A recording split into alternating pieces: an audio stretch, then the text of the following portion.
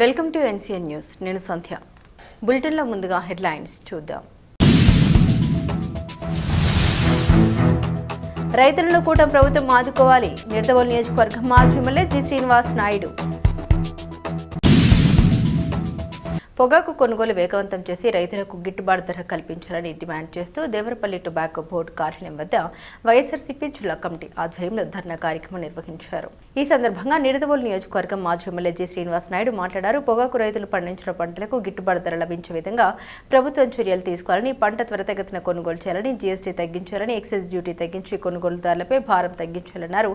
పొగాకు పంటపై కేంద్ర ప్రభుత్వ ఆదాయాన్ని తగ్గించుకుని రైతుల్ని ఆదుకోవాలని కూటమి ప్రభుత్వాన్ని డిమాండ్ చేశారు. ఈ కార్యక్రమంలో మాజీ మంత్రులు తానేటి వనిత, చెల్లుపోయిన వేణుగోపాలకృష్ణ, రాజమండ్రి పార్లమెంట్ అభ్యర్థి గూడూరి శ్రీనివాస్, మాజీ శాసనసభ్యులు జకంపుడి రాజా, జెడ్పీటీసీలు, ఎంపీటీసీలు, సర్పంచ్లు, కార్యకర్తలు, అభిమానులు తదితరులు పాల్గొన్నారు.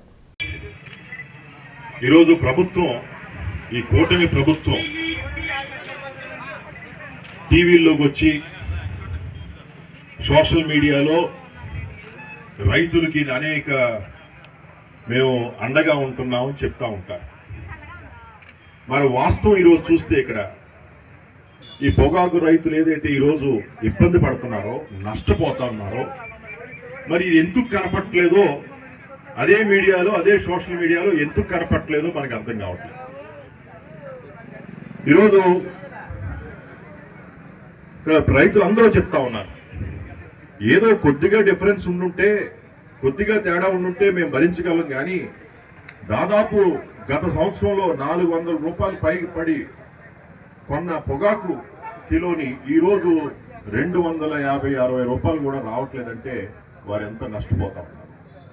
కనీసం గిట్టుబాటు ధర 330 రూపాయలు ఏదైతే ఉందో అది కూడా రావట్లేదు. మరి ఇలాంటివన్నీ కూడా మనకి సమయం వచ్చినప్పుడు ఆదుకుంటానికే, ప్రభుత్వం ఆదుకుంటానికే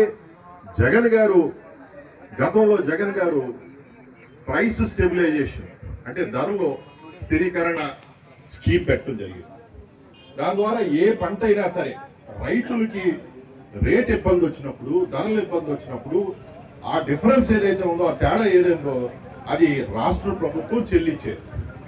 అదేవిధంగా ఇప్పుడు ఏదైతే డిఫరెన్స్ ఉందో, సెంట్రల్ గవర్నమెంట్ ఏ రేటు కొంటుందో అది పక్కన పెట్టినా, అది ఏదైతే రైతులు నష్టపోతున్నారో ఆ డిఫరెన్స్ తప్పకుండా